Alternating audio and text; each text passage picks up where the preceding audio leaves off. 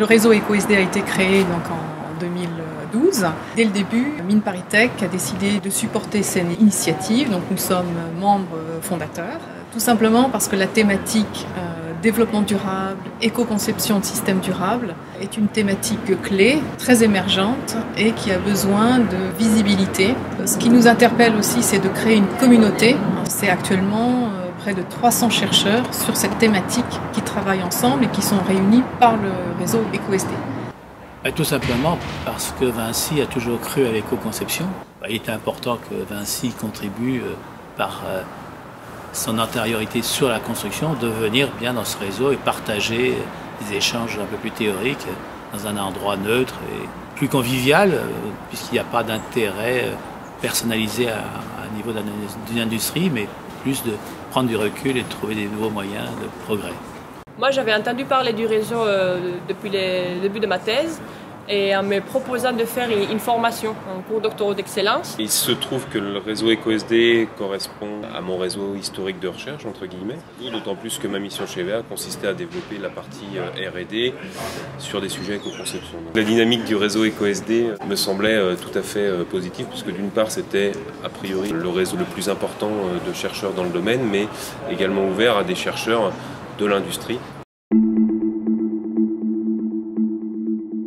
J'ai été élu il y a un an comme représentant des doctorants.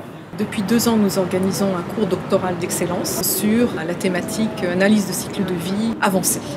Outre la participation à divers projets collaboratifs de recherche, la contribution majeure des VA au réseau EcoSD a été de porter, en collaboration avec Anne Ventura de l'Université de Nantes, l'atelier thématique annuel de 2014, dont le sujet était la problématique de la fonctionnalité en éco-conception et en analyse de cycle de vie.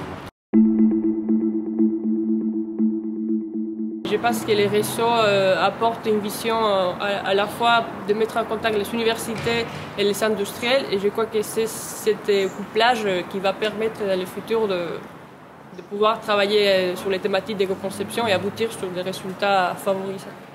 L'avenir pour le réseau EcoSD, ça passe notamment par le développement de plateformes, de nouveaux outils qui vont nous permettre de renforcer cette communauté et rendre accessibles ces outils qui sont parfois très complexes de modélisation, notamment des aspects statistiques.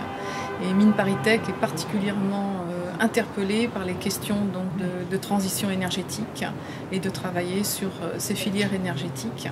Moi, ce qui me préoccupe depuis un certain temps, c'est que la vision française de ces questions-là puisse être reconnue au niveau international.